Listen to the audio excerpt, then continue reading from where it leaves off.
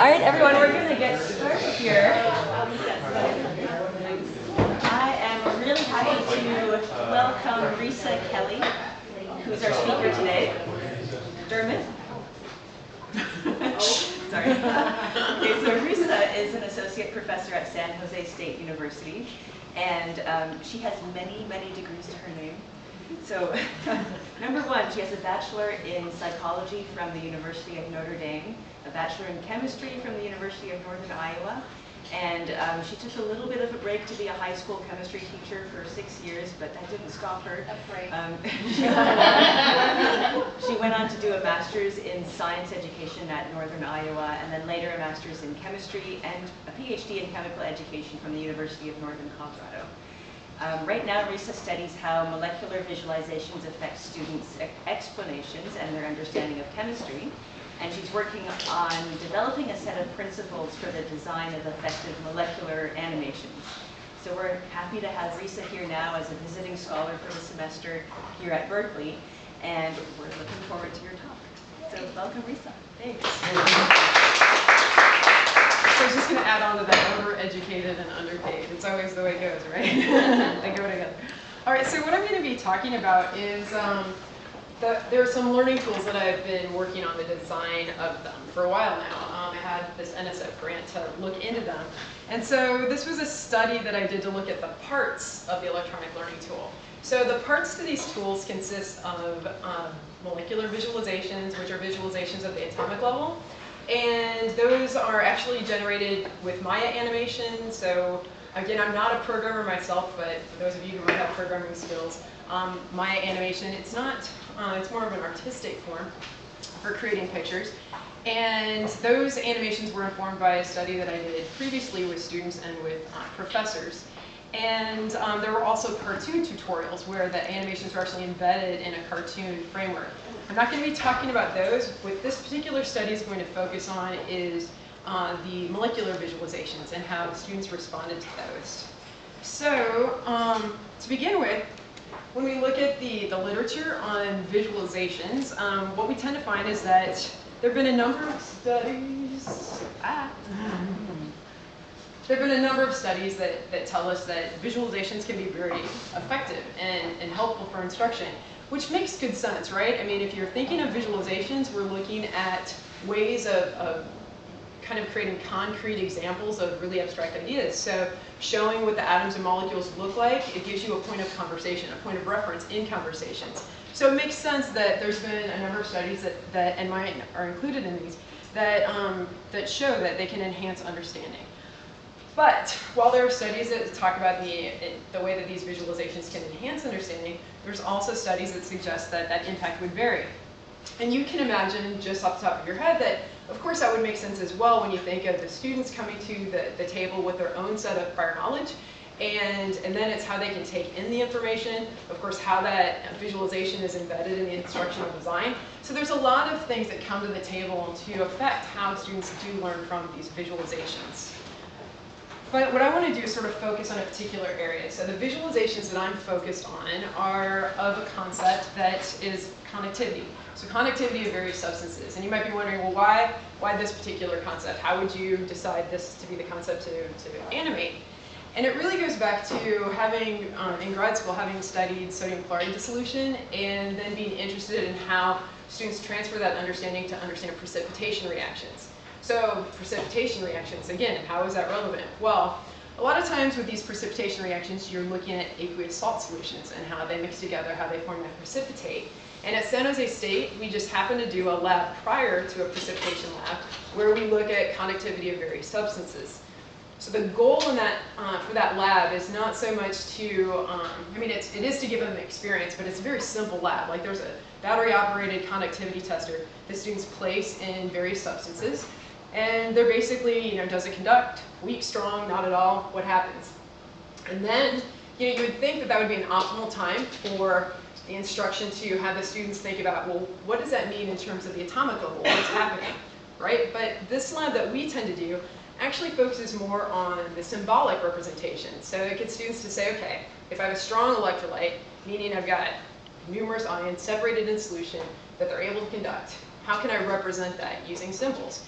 And so you're keeping toward this symbolic and macroscopic area in chemistry, kind of ignoring what's going on at that atomic level. So I thought this would be a good place to have visualizations to accompany that particular process. But as you can see, in terms of students' understanding of these substances, even without testing them for conductivity, it's challenging for students. So for example, if you look at aqueous sodium chloride, there's been there's been quite a few studies that have suggested not just suggested, but provide evidence that students have difficulty really understanding what the atomic level looks like with aqueous sodium chloride. They tend to think of there being a lot of molecular pairs. And some of that stems from being trained with the symbolic representation. So you might recall when you were learning how to write the formula for different salts, you were taught, well, I need to make sure that my charge is balanced. I have to have my positive charges balanced by negative charges. And then when you do that, you talk about making a neutral compound, right? So if my positive balances out my negative, it's now neutral. Well, students have a hard time with that. They tend to think that when you're talking about being neutral, they hear neutral and they think the charges somehow cancel out. And now you no longer have a molecule, well, you no longer have ions, you've got a molecule. And so just even how we begin to train students can be somewhat problematic in kind of getting them to conceptualize these things. So that's with aqueous sodium chloride that we see them think of these things as molecular or ion pairs. But it also happens with solid sodium chloride, that they think that solid sodium chloride is actually comprised of molecules. So these are just misconceptions that students have of these substances without testing them for conductivity. So then there's been further studies that look at, okay, so what happens when students now test those different substances for conductivity? What are they thinking about there? Well, the first study that Butts and Smith did in 1987 indicated that students had a very challenging time understanding what's going on in these conductivity events.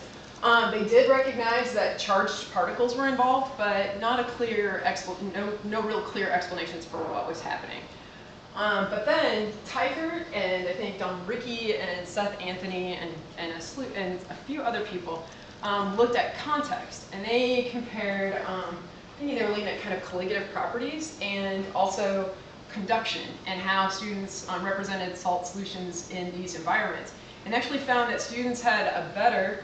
I don't know why it keeps doing that. It just wants me to connect. Maybe you can turn your wireless off. I'm not sure how it would go if I do that. You want to do that? So when it came to this particular context, what they found is that the students were a little bit better at predicting that it was made up of ions, separated ions. But the thing that was unclear in this paper is that it didn't really talk about whether or not students thought that by testing it for conductivity, if that caused the students to think that the ions separated, or whether the ions started separated and then it was the movement that caused the conductivity. So they weren't quite explicit about that. So that was something to take into consideration for my study. So in my study, it's a qualitative study, and I was very interested in using a new theoretical framework that just came out about a year ago in Chem Research and Practice. And this theoretical framework is called variation theory. So variation theory is an adaptation from phenomenography. And just as it says, it examines the critical features of a phenomenon that learners attend to as they experience the phenomenon. And I thought, okay, this seems good. But the part that really caught my attention was that second bullet, that in order to discern aspects of a phenomenon, a student must experience and recognize variation in that aspect.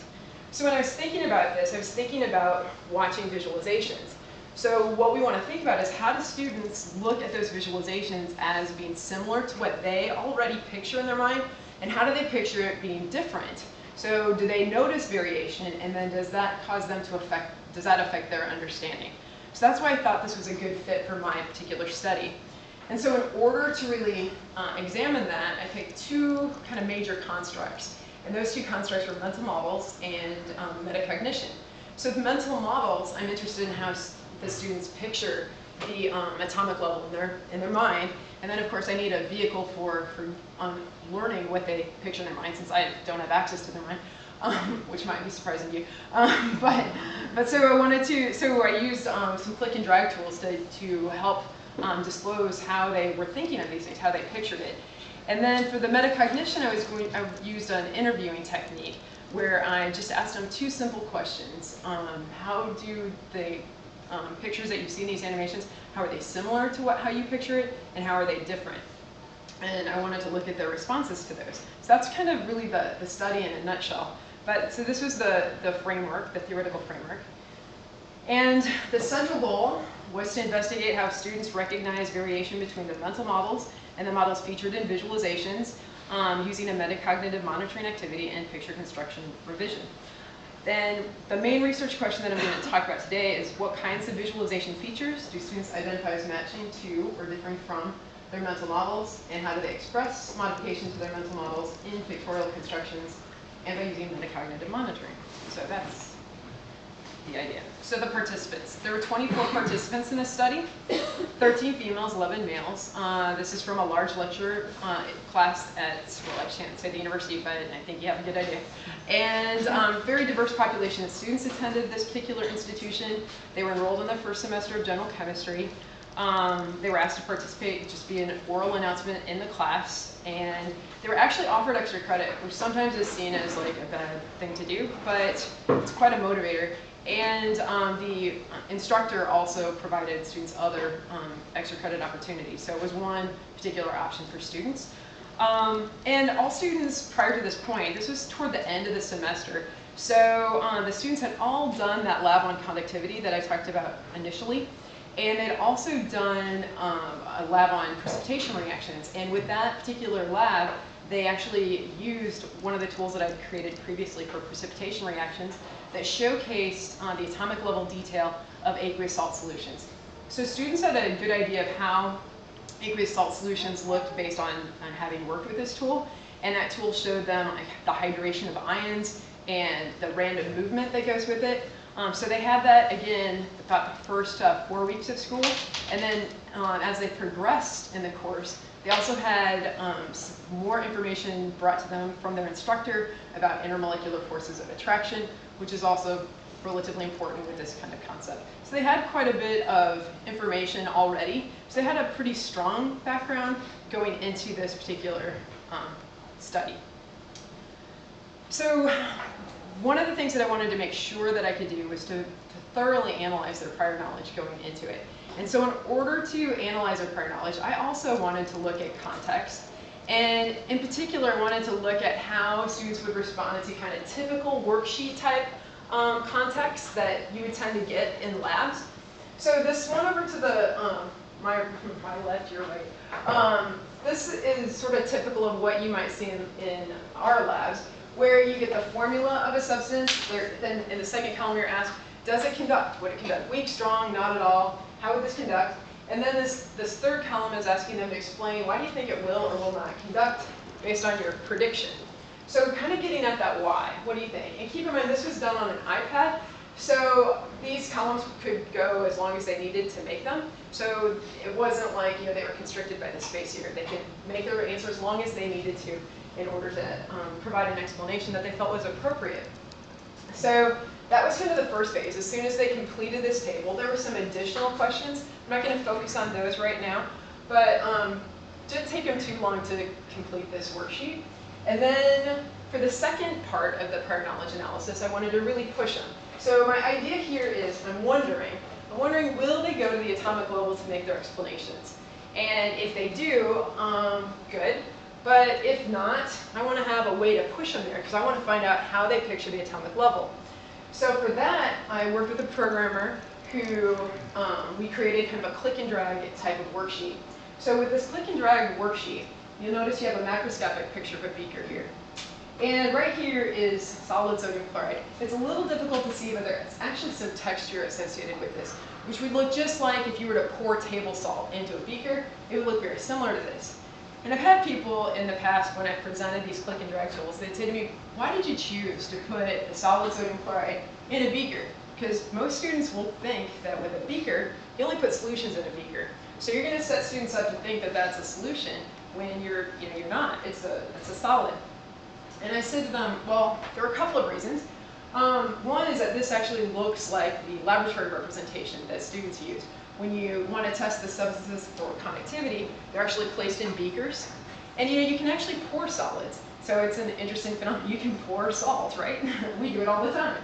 So the fact that the solid was in this container, there were extra features to let them know that it was solid sodium chloride, but that is a chance that I had to take into consideration that it could affect their atomic level perspective. So they might be thinking that's a solution. So what they could do then is that notice the boxes in the middle here, and it's saying, okay, now create a picture of what this would look like at the atomic level. So these are your choices. You can use any of these that you want, and basically you take your mouse and you click on this and you drag it over here, and you can rotate it around. You can do whatever you want to it to create a picture that matches how you picture this would look like at the atomic level. So the students did this for 6 or 7 different substances, but the ones most relative to this study were solid sodium chloride and aqueous sodium chloride. And all right, so going back to that first worksheet, the worksheet where they're asked to predict, do you think sodium chloride solid would conduct? Predict, yes or no? Well, the interesting thing is that most of the students could tell me 15 of 24 students predicted it will not conduct. That's correct. 9 students thought it might conduct. So, okay, so there's a few students who aren't quite certain with the conductivity of solid sodium chloride, but there's still quite a few that were able to predict correctly that it will conduct. But the interesting thing is how they make their explanation.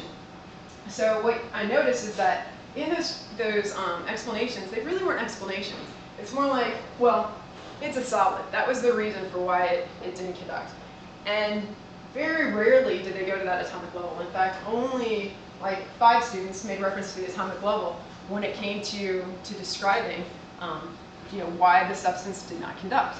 So they don't go there naturally, and they try to give these really shortened kind of explanations, which if you looked at the literature on heuristics, you find that that is kind of common, that students will use like a shortcut method for trying to describe their understanding rather than giving a lot of detail. And in fact, referring to solids and their understanding that solids don't conduct is kind of interesting that they go there, because clearly metals conduct, right? Metals are solid. So it's kind of interesting where their thought process is taking them here. They're using that as the explanation, but that's not really doesn't give me a lot to go on. So that was solid sodium chloride. For aqueous sodium chloride, even more students could predict that it would conduct, and it conducts strongly. But the breakdown was that 9 predicted it would conduct weakly, and 13 predicted strongly. Of course, it would depend on the concentration, but still they're working with their idea that it does conduct, so that's good. Only 1 student thought it would not conduct. And again, typical responses, very simplistic. It's an aqueous solution, and salts are strong. Don't you picture that? They're really strong. It's an aqueous solution, and it is a salt. That's all you need to know. That's why it conducts. So it's a good thing that I had the atomic level worksheets. So here's a couple of examples. So here is taking my conductivity tester, I placed it in the solid sodium chloride. I'm giving them this macroscopic, showing that the light bulb is not glowing. So now construct what you think this is going to look like. So they've got quite a few cues to go on to make their pictures. And maybe right now think of how you would construct your picture of it. And I mean, I'm not going to ask you to reveal it, but think in your mind, how would you construct your picture of solid sodium chloride? What would you draw to express that? Same thing here for aqueous. They've got a water molecule that they can choose, and here you can see the light bulbs glowing, so clearly it conducts. So now, what's that going to look like?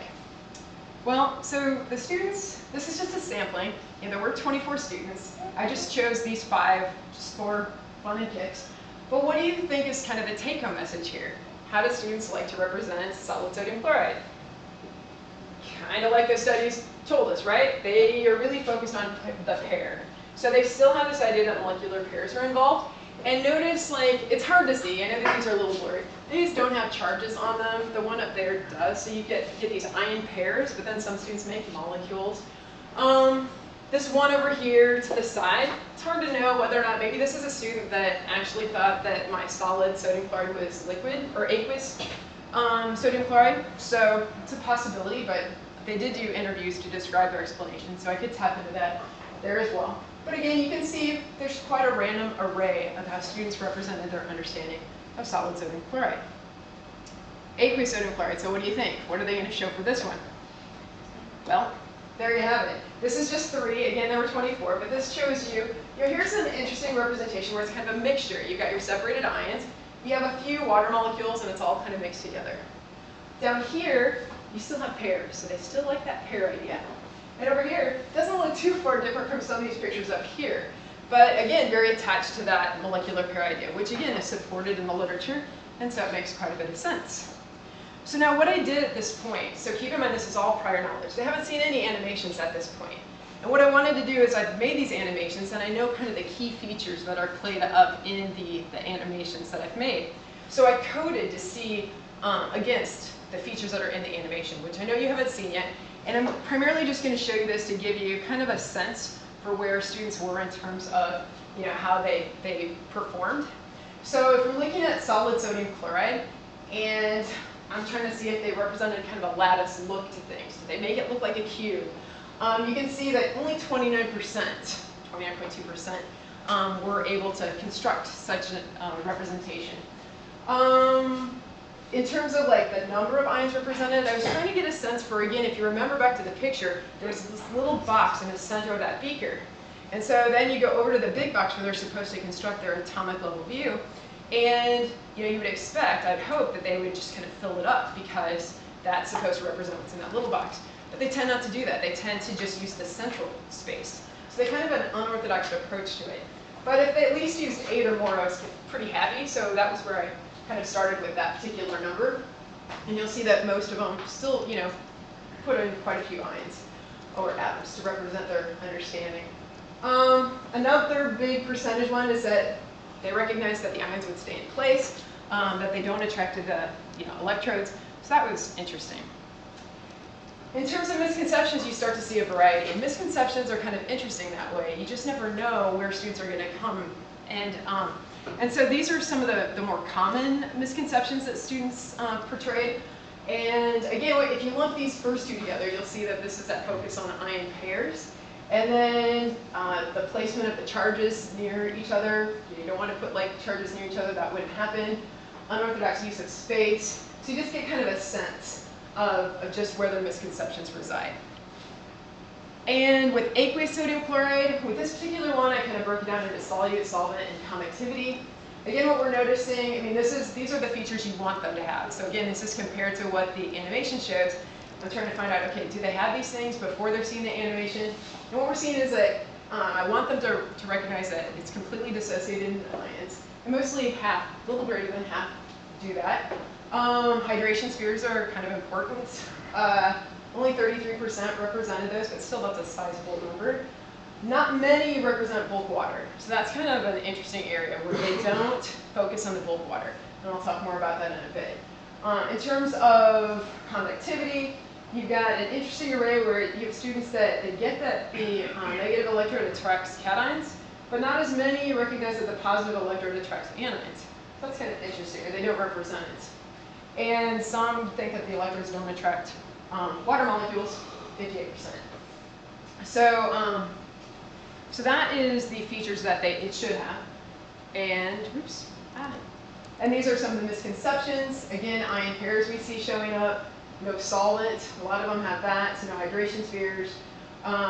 Just kind of on down. Kind of some weird things with conductivity, but that was just kind of where they came out in terms of what they know prior to seeing these visualizations. So, the animations. Animations, there were 15 of them. You might be thinking, wow, that's a lot. They're fast, they're really quick animations, and there were a bunch of them. So the first one that they saw was one on solid sodium chloride, just one visualization on that. There was one visualization on the sodium chloride that is solid and it's tested for conductivity. They watched another visualization on just pure liquid state water. How does it move? What does it look like? What happens when you put a conductivity tester in it? And then now you take aqueous sodium chloride. There were 3 visualizations of varying complexity. I'm going to show you what that looks like. And then you take those 3 layers of complexity and you show what the aqueous sodium chloride looks like when it's tested for conductivity. So, the visualizations. So the top, these are just still images. What I want to show you with these still images is with the solid sodium chloride, notice that this is very two-dimensional.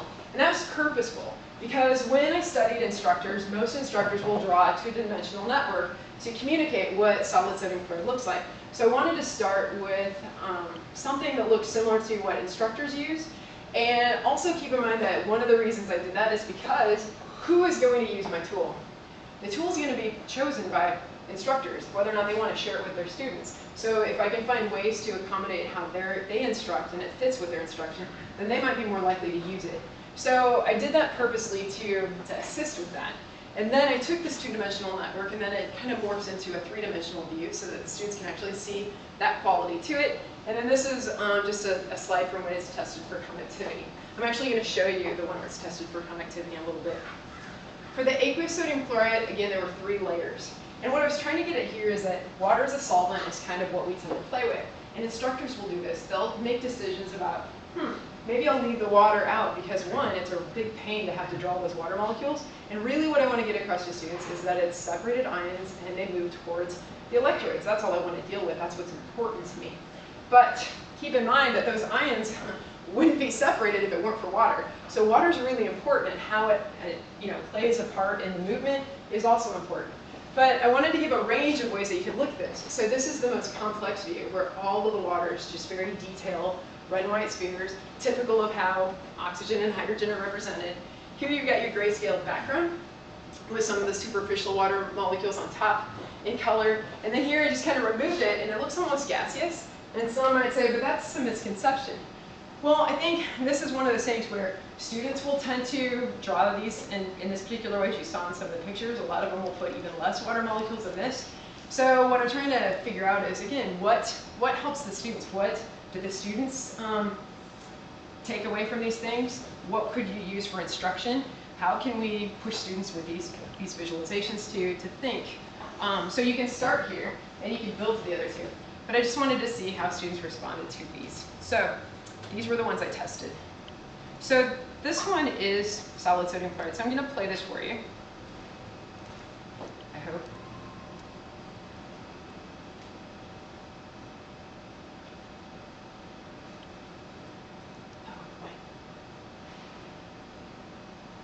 Oh, so my sound's off. Sorry, there's narration that goes with this that basically has the narration is talking about the ions and how they're moving in their lattice, and that the electrical potential difference that's provided by the conductivity tester is not great enough to pull these ions apart, and so they aren't attracted to the electrodes. It would probably be better if you could hear the narration, but we'll go with it. So that's for the solid sodium chloride, and it was rather quick, and they could watch it more than one time, which they did, 2 to 3 times at least. And this is the one. This is one where we have aqueous sodium chloride. So again, this is just kind of a quick, it's moving. So you've got your sodium ions that are somewhat highlighted, and they're moving toward the electrode, but notice they never quite get there. That was intentional. And notice it wasn't very long, and there wasn't a lot of movement. So this is the point where I have to kind of talk to you about when you're designing these visualizations, it's tricky. There's a lot of things that get in the way. One is I've got artists that are making these tools, and I have to work with what they're able to animate for me. So you've got that to work with. Second, and those artists aren't exactly chemists, so I have to explain to them how here's this ion, and it's got water molecules that are attracted to it, and how these water molecules are going to move relative to each other, and how this ion is going to kind of have this drunken walk to try to get towards that electrode. I want you to show me this. I want this to be what you portray in this animation. And they're going a drunken walk. I can relate to that, but I don't know how you want me to do that. I'm like, okay, let's go back to the beginning. So there's a lot of give and take going on there where I'm working with them to get exactly what I want. Keep in mind that every single picture that you're seeing is them kind of working with this on a computer monitor, and just the little bit that it moved for that particular animation is hours of work for them. So it's how do you get the idea across without necessarily showing them everything. And that's really a question that I have is how much information do students need to see in an animation? Do they need to see everything, or can you give them the parts and ask them to think about where it's going to go? And that's not the point of this study, but that's really where I'm thinking right now, is what do students need in animations? Yeah? Yeah, I was working with one of my classes, 8th graders, about sodium chloride and water, and we watched an animation. And I felt really comfortable. They understood the idea of how the water molecules were separating sodium chloride. But there was a question to one of the students, like, well, what are the forces that are attracting water then? And that was not explicit in the video, because they thought that water was just free-flowing water molecules going around. Mm-hmm. And then I realized, oh, that's hydrogen bonding, but I haven't talked about that. And I felt like, because... Now what do I do? And then I had to stop and be like, okay, I guess I have 20 minutes of hydrogen bonding. And then, I was like, I wonder if there was an animation that shows the hydrogen bonding between the water molecules, and that they can easily dissociate between molecule to molecule. And then they go on sodium chloride. But this is really interesting what they just mentioned that. Right? Yeah, no, I mean, and those are things that you have to think about, right? And it's always when a student asks that you're like, oh, yeah, I should probably talk about hydrogen bonding. That would be helpful. And that's where with these students, I mean, they were at the tail end of the semester, so these students had already had hydrogen bonding. So they should have been able to go there and have, an idea of that. Yeah, I don't know, I'd have to think more about how I would approach that for your particular example. Let me just go a little bit more, because I want to get to the study part, and I know we don't have a ton of time. So this is just one side of the electrode, and then this one actually then shows the other side. And so you see a little bit of that migration, not a lot. And again, I just wanted to mention that even though, so you have the limitations of the artist, and then it's really, again, what are you able to say with the narration? Because the narration can actually help quite a bit in getting the students to understand that movement towards the electrode. And it's unfortunate that you can't hear the narration, but it does talk about the migration of the ions towards those electrodes. So this is just to give you a frame of reference for the visualizations that these students saw as the treatment. So again, going back to this variation theory, how do the students experience change? What are they looking at when they see those visualizations? How are they thinking about what's in that animation? Do they think of things that match what they picture? Do they recognize things that differ? That's what I really wanted to explore. And it was very simple to do that. It was just asking them a couple of questions in the interview, which is what I refer to as metacognitive monitoring. So what did the visualization show you that was similar to or matched what you knew before? And then that was followed with, what did the visualization show you that was new or different from what you knew before? And so when I began to take all of these oral explanations and tally them up and look at where they fell and the commonalities, what I found is that there were students that described things as similarities. There were some that would describe things as somewhat similar, but then they'd also mention ways that they differed. So they weren't clear-cut. Like, just because I asked them what aspects were similar before I asked them what aspects were different, you would get them kind of, going off on both. Like, oh, I can tell you about everything. So some students did both, and some didn't mention it. And initially, I wasn't even telling the students that didn't mention it until I realized, wow, there's a large number of students that aren't mentioning some of these characteristics. And that's important to note, because if they're not mentioning it, it's probably not something that's inspiring them to recognize there's variation between how they picture it and what the animation is showing. So, overall appearance, lattice cube. 10 said, yeah, I'm similar to that. That's how I picture it. That's exactly how I picture it. And 6 noticed some aspects that were similar and some that were different. So this was actually a pretty prevalent feature that students noticed variance in. If you look at where they're also lower in terms of not mentioning it, which means they're focusing more on mentioning it, the fact that it doesn't conduct. Now think about that. Go back to when I did my initial prior knowledge analysis. What did students say? Oh, solid sodium chloride doesn't conduct. Why? Because it's a solid. Well, okay, so they're recognizing the features that go with it being a solid. It's in this lattice type arrangement. And they're recognizing that it doesn't conduct because those ions stay in place. So they're focusing on that, but they're missing some of these other details. So that kind of comes up, it pops out a bit more when I highlight in blue. So to summarize, again, the structural features that students are making notice of is the lack of conductivity was probably the most common, and then the structural features were very common for them to talk about. But they paid less attention to those intricate features, the proximity of the atoms and ions, the vibrational movement, the bond representation. They didn't quite bring those up as much. So that was kind of that overall finding with that. But then what I wanted to do was look back at the pictures that they made prior to this. So remember those click and drag pictures. I had a bunch of them. And what I wanted to see is, okay, now that I've got their oral explanation for how they're saying this visualization fits with how I picture it, I'm going to compare it to that picture that they made before, and I'm going to see how they go with each other. And this is where it gets interesting. So this is student hydrogen, H, and this student constructed the molecular pairs. Notice when she talks about the oral description of animation features that match their understanding, she says the molecules were close together, and because it was a solid. So in her idea, in this representation, she thinks that she's made them pretty close together, and she has in some ways. I mean, you know, the sodium to the chloride, that distance is similar to what you saw in the animations. So you can see where there's some correctness to how she's relating to her construction versus the animation. But to us trained chemists and scientists, we go, whoa, there's no way that's even close. What are you thinking? And we see those molecular pairs, and so we think, wow, she hasn't gotten anything from this. And so it's kind of interesting how the students are making sense of what they're seeing. And this gets at why, when students look at these visualizations, why a lot of times we have imperfect understanding. They don't come away getting everything that they see in the visualization, which we've seen in these studies, but we've been wondering, why is that? Why is it that they don't get it? And so you start to see how they're making sense of it, which is what I really like about this part. So then, again, you're noticing, again, the student has kind of some pair-like. The description was, oh, it's all pretty much like what I initially thought, because I've seen animations like this before, so nothing surprised me. This is always fun, too, when you're doing research and you're showing them your visualizations. And you're like, yeah, I've seen this before. This is, you know, whatever. And you're like, great. And it's just like, it's like the solid and like what the solid looked like. That made sense to me. But this is what the student drew. And it's like one row, and it's a really isolated part. But again, you know, there's differences between that.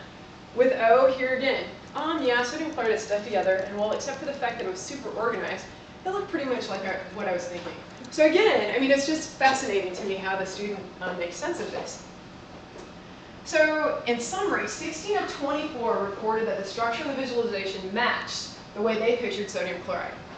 Only 5 of those 16 students actually constructed the lattice in their click and drag representations. Only 5.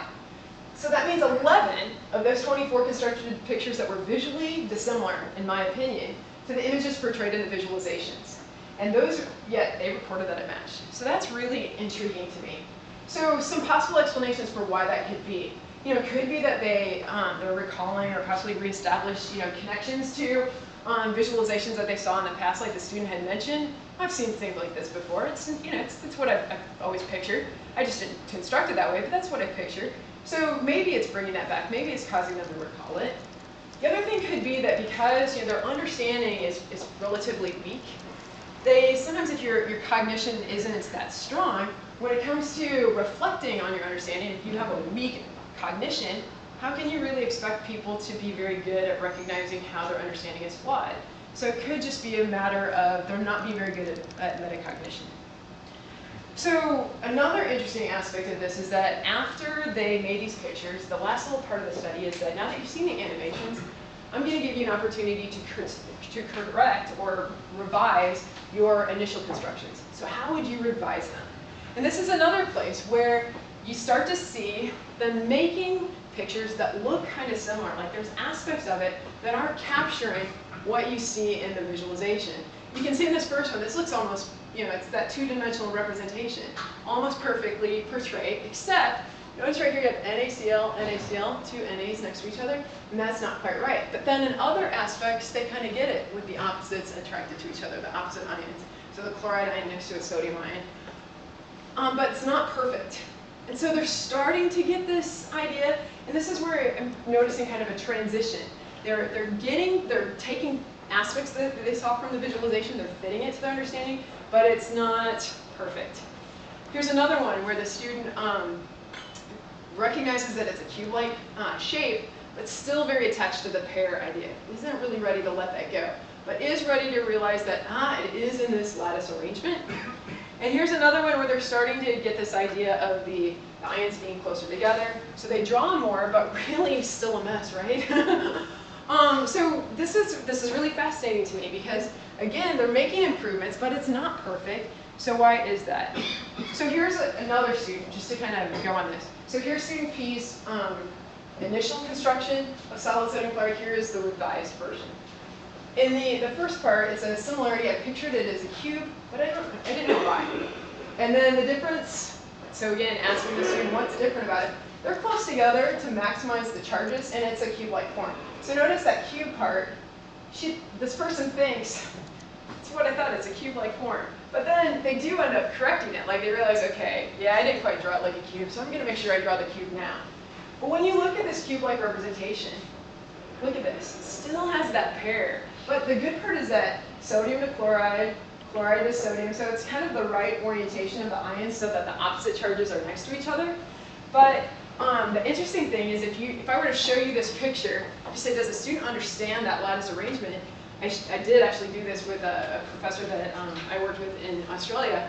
I showed it to him. He's like, they get it, Resa, so why are you making a deal about this? They totally get it. And I'm like, but look what they did before. Tell me that student gets it. Are you sure that they really get it? Because I think that they're still kind of harboring that pair idea, and they're not quite willing to let it go at this point. So I don't know. And so it makes you kind of wonder, okay, they're transitioning some of these features, and they're doing a pretty good job of convincing me, but have they really sold me on it? And honestly, I don't know. I mean, the interview does reveal some things, but not everything. And this is where studying what students understand from visualizations is really tricky. Because even though I've had the students make drawings, even though I've had them orally explain and describe it, their oral descriptions tend to be really short and abbreviated and not always revealing of everything they think about. Their pictures tend to be short and abbreviated and not always indicative of what they're thinking. So you got the two things, the two constructs that I'm really focusing on to understand what they think about. That's where they're giving me these shortcuts. So do I really understand what they think? I don't know. I don't know. And that worries me a bit. But this is nothing new. To those of you that teach, this is what we have to deal with all the time. Do we really know what our students get and don't get? Did my test really assess whether or not they get it or don't get it? These are things that we always want them to think about. So with this particular state, I've decided that I think this is actually a transitional state of understanding where the students are kind of competing with explanatory principles. And this isn't my idea. I wish I could credit it, but Keith Tabor actually first noted this when he was studying a student who was looking at bonding. And so when he did this sort of longitudinal case study with a student that started, I think this is at like Cambridge University, where the student starts in like general chemistry and progresses throughout his chemistry career, and he looks at the student's understanding of bonding throughout that progression. And what he found is that the student started to kind of morph explanatory ideas together in sort of these transitional states as he progressed in his career. And if you think about your own learning, I mean, we really don't, I mean, you have these moments where you think, oh, the light bulb went off, I must get it. But do you really? Like, you get some aspect of it, it makes you feel like you're getting it, but what have we really changed? What's changed to make us feel that way? It's something that's kind of intriguing to think about.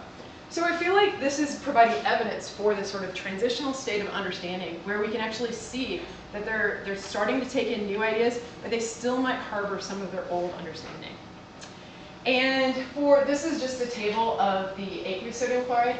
And again, what you'll see is that the places where they tend to really focus was primarily on the conductivity. The electrode attracts absolutely charged ions. A large number of them noticed that as being similar or different. They also focused on the hydration spheres. I think that was in part because they had seen the electronic learning tool that I had provided with precipitation reactions that emphasized hydration spheres in that. And so I think that's unusual for this particular population. I don't know that all students would notice hydration spheres. I think because they'd seen that in this previous animation, it caused them to notice it a bit more.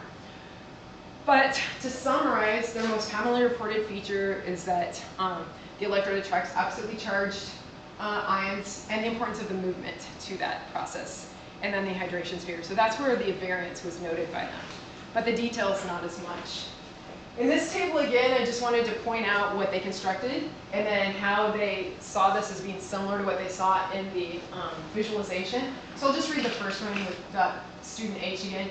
That they were going to be floating around and moving and separated and not tightly packed. That the water would still be moving freely around with us NaCl. That's what was similar. So I love the fact that she brings up that the water would still be moving around. That's similar to what I saw in that visualization. But did she draw any water molecules over here? No. So that's kind of interesting, right? She believes that that matches her understanding, and maybe it did, but why did she not put it in her picture? Why is she making that simplification to communicate her understanding there? With the student B, they broke apart. and the water are moving their separate ways to the electrodes. You don't really get a good sense for that, do you? That they're moving apart in this particular picture. It doesn't really seem like they can see that the ions move apart to those different electrodes.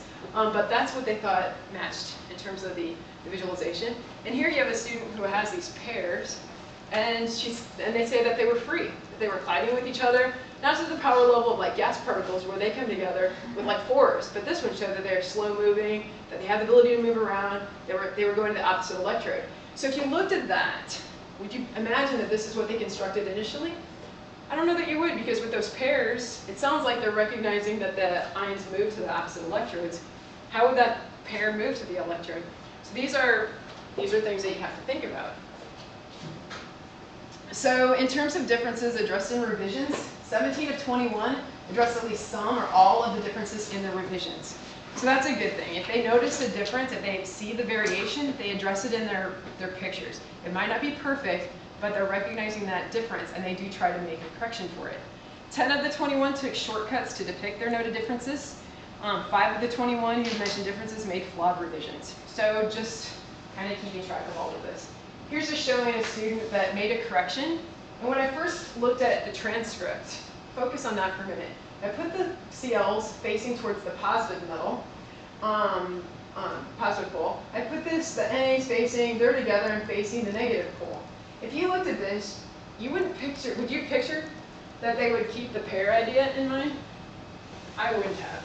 I was thinking, oh, they got it. And then I looked at the picture, I'm like, wait, is that right? Does that student go with this particular transcript? Yeah, it does, it's right. But, so they're still keeping that pair idea, even though they saw visualizations that didn't have pairs in it. So again, it's that's a really strong picture that they have in their mind. So again, it's just showing that it's really challenging for students to accommodate this new information. I've got lots of examples of it where you can see students starting to accommodate some features, but still kind of clinging to an older pair representation in their picture. So it's like they're trying to adapt some of it, they're trying to bring some of the new ideas that they're getting from the visualization, but they're still holding on to those initial representations. So the conclusions. Well, I feel like there is evidence for a transitional state of understanding where students are between explanatory principles and they're not quite ready to fully accept what they're seeing in the visualizations. They're holding on to their initial ideas. Maybe they're adapting some features, but they're just not going there completely. And just showing that they struggle to accept a completely new mental model. It can be really hard for them. Metacognitive monitoring is challenging. It was hard for students to do that. Like when they had to look at things that were similar or different, they can give you a few ways, but it's not like they're really verbose about it. And the hard part with doing this interview is, you play that game, and I know some of you have done, research where you're interviewing students. You'll find that when you probe them, they start to fish because they think, oh, you're probing me, I must not be right. So then they'll keep trying until they please you, or they feel like they're pleasing you. So you have to be really cautious about that game of probing, because you don't want them to just be trying to please you. You want to do it in such a way that you're getting authentically, this is what I think. So I felt like with this study, I didn't get very detailed responses from students, and there were opportunities to probe them deeper that I probably wish I could have gone to even more depth now that the study's done. But I think it's showing that they do find that particular activity challenging. And I feel like maybe if we put more of these kinds of activities within instruction, it could be useful for students because it helps them to reflect on what they're thinking about. But it's tricky. And again, just this idea that they use shortcuts. So, and then the last little bit that I focused on, or that I drew from the study, was that in terms of recognizing variance, they tend to focus on the general features. They don't get caught up in details. They kind of dismiss the details as either being unimportant or unnecessary. And as a result, they again just focus on those general features, and they miss a lot of that detail.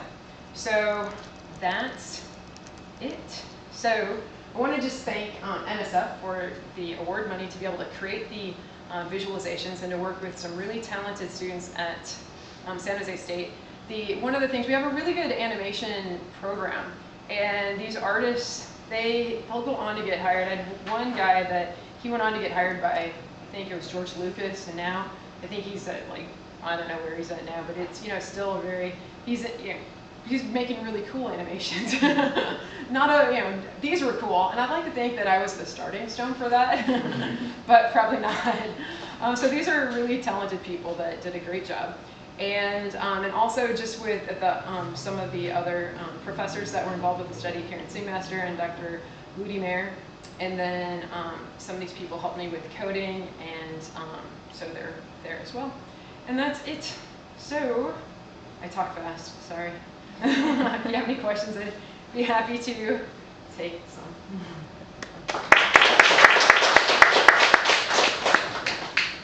Thank you, Resa. I really enjoyed your talk, and you spoke about my frustrations when I teach chemistry.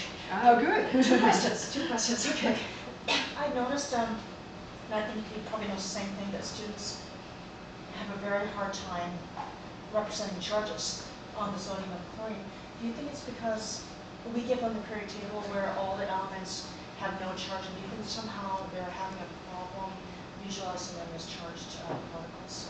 That's a good question. Because in Germany, they sometimes use a double-page periodic table, and I'm thinking of doing it this summer, because students just get married to the periodic table where everything's neutral.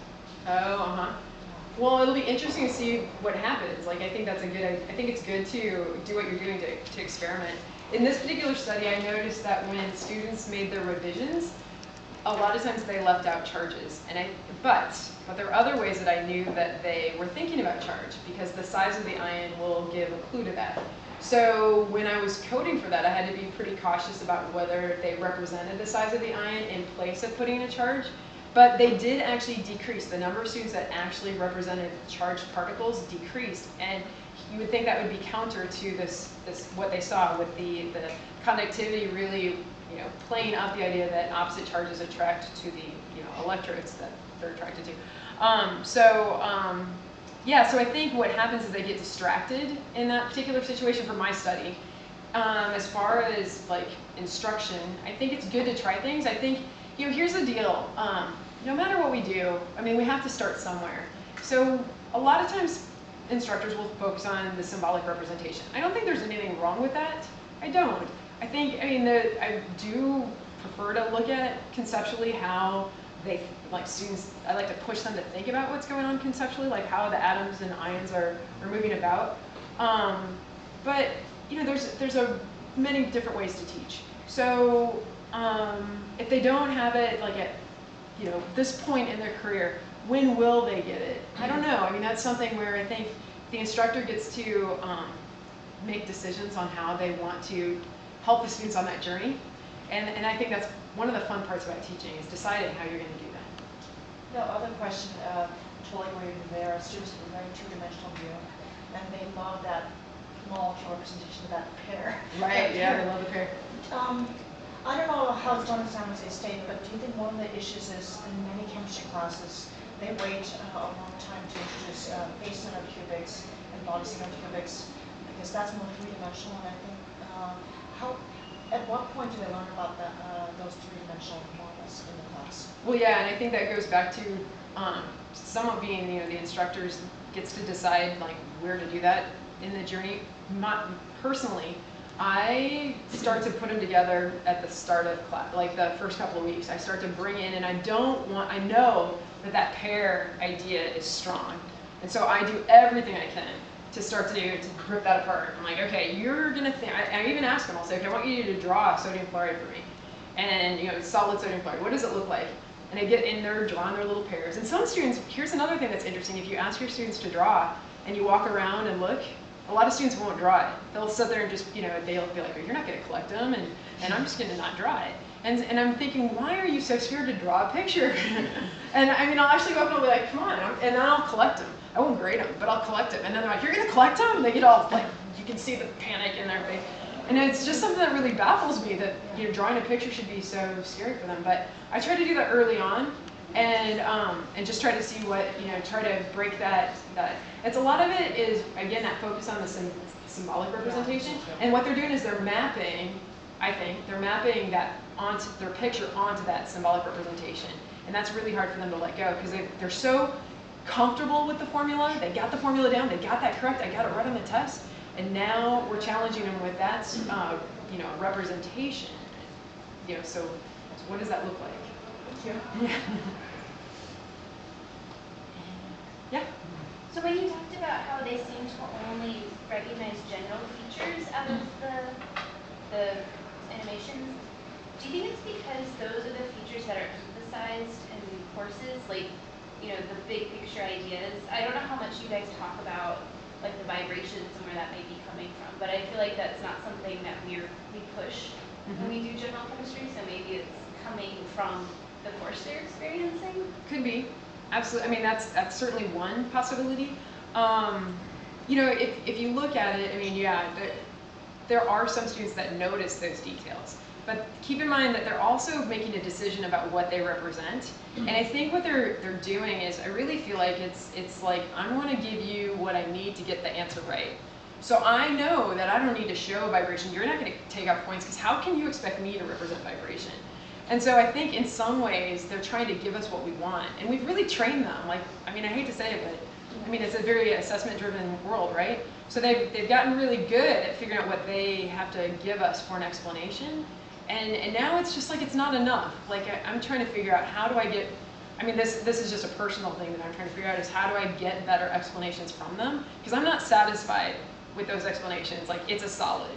Okay, give me a bit more than that. What other evidence is there aside from what constitutes a solid? So it's like, you know, you have to throw another question at them to get them to go with it. And so I'm curious about that. So to go back to your question about, you know, them focusing on these general characteristics, I think it's partly because of assessment reasons that they want to give us just what they think is going to please us and what's most important. And they think the details maybe aren't important for this. The fact that it vibrates, that's not why it doesn't conduct. It doesn't conduct because it doesn't move to the electrode. So I've shown you that. Maybe, but because their explanations are so short, it's still, you know, not entirely certain. These also seem like details that can be left out just because of the like affordances of a pen and paper or an iPad, or however they were doing it. Because when you give someone those things, it's two-dimensional. Your pen and paper is two-dimensional. There isn't animation. You draw something's not moving, so that's true. So that can also lend itself to that. Right, absolutely. So a good way, like, it would be to have them create a visualization to see. I think there have been some researchers who have gone that route. I know Sevilla Kagan has been really into having the students use the types of, you know, like generating their own animations to see what their understanding is. I still feel like they'll bring it up in oral discussion. So, I mean, if I were only focused on their picture alone, I think that would be a limitation. But because they were able to talk about the similarities and differences, I would think that it would come up in those discussions as a, you know, something that they might have noticed. So it's still a bit concerning to me that they're not representing it in their oral description of it.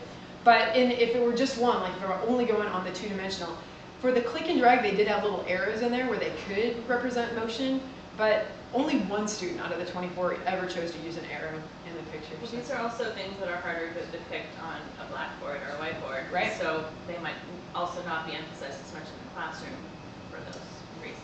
It's true. That's true. A related question. Earlier, when you were describing the design of the animations, you were saying that some of the challenge you were dealing with is the limitations of the artists. Right. And so a thought in my mind is that maybe it's, you know, the standard representations for molecules that might be limiting what we can imagine of, you know, their behavior. And so I wonder if you could say more about like what you'd hope to have represented if you didn't have these limitations. Oh, right. Okay. So initially what I had been hoping for with the aqueous sodium chloride is that I wanted, so there's all sorts of problems with conductivity, because primarily what you want to represent, what I want to represent at this early stage in their understanding as the precursor to precipitation reactions, is I want the student to understand that there's separated ions, they're moving around in the water, the water is what's moving, and the ions are attracted to that electrode, and so they're trying to get through this dense population of water molecules. So it's not just like, here's the electrode, boom, I'm there. It's going to be this kind of random, like, you know, bumper car kind of journey to get there. So I wanted them to really see that journey. And I didn't get quite as much as I wanted to of the journey, but I think I got enough of it. And and this is actually something where, again, I mean, to start with, I was hoping to get as much detail as possible. Like I wanted to give the student the whole picture. But now what I'm realizing is that what I had was enough to plant the seed. And what's interesting is to see where they take it in terms of their picturing of the process. So I'm actually kind of happy that it turned out the way it did, but initially I was pretty upset, like, they're not gonna be able to see it, they're not gonna get this idea, but I'm gonna study it anyway. The other thing is that I had to be really cautious about the ion actually meeting the electrode and the transfer of electrons that occurs at the electrode. So I didn't want to go there. And it's so funny because I talked to physics instructors and I talked to chemistry instructors. And a lot of it depends on the what's providing the source of energy to the conductivity tester. So is it battery operated or is an alternating current? So with alternating current, the electrode charges are changing, they're fluctuating. It's positive, now it's negative, it's positive, it's negative. So those ions would just be like, moving back and forth, never would make to the electrode. But in the case of a battery operated conductivity tester, those ions could eventually get drawn over to that electrode because it's not going to change its charge. And so the thing is that an alternating current conductivity tester, it's really hard to explain how that conductivity tester works to a student. So the battery operated one is much easier. So I ended up going with the battery operated one, and then I just tried to make sure that the ions didn't make it to the electrode. But there's a lot, so just even that little event, there's so much that goes into like how you end up finally conveying it. So it's a lot of work. Interesting. Yeah. I was just wondering, you said there was narration with the animations, and I was wondering what you pulled their attention to with that narration, and whether how did you decide what was going to be said in terms of what you're going to expect ask them to be drawing later? Yeah, so the narration talks a bit about the electrical potential difference between the electrodes and how that being kind of the driving force on whether it's strong enough to attract ions to it and get the ions to move, or is it not strong enough, in which case the ions aren't going to move toward the electrode. So that was kind of the primary reason behind the narration, is that because to depict the electrodes, they're just like balls, right? And they're not really moving. And actually one student had a really hard time with this because in her mind, in order for it to conduct, she wanted to see movement in the conductivity tester. So for aqueous sodium chloride, when it conducts, she actually thought it doesn't conduct, even though the narration says it conducts. I mean, so it's reinforcing the fact that it's telling them, it does not conduct or it conducts, and then it's telling them like what I guess the energy, the force behind what's causing it to either conduct or not conduct, whether or not it can. But again, even in spite of that, because some students have in their mind, like this one in particular, she was so certain that she would see movement, she's like, oh, aqueous sodium chloride doesn't conduct. And so for a minute, she was like, well, the animation showed me it didn't conduct. And then she looked at me and she's like, right? It didn't conduct. And I'm like, well, what did you see? So to be really careful about, playing that deadpan, I'm like, you just got to tell me what you saw. And so she, for that particular part of the interview, she was like, no, it did not conduct. I'm certain that I saw that it did not conduct. And I said, well, tell me why. And she said her reasoning. But then later she flipped, so she went back. So that's good that she did go back, but that's a concern, right? Because so it probably means that just leaving them alone to understand what's happening at the electrode, or the fact that the narration tells them, but they want to see something different. That's another hard part with animations. Any other questions? All right, thank you so much, Resa.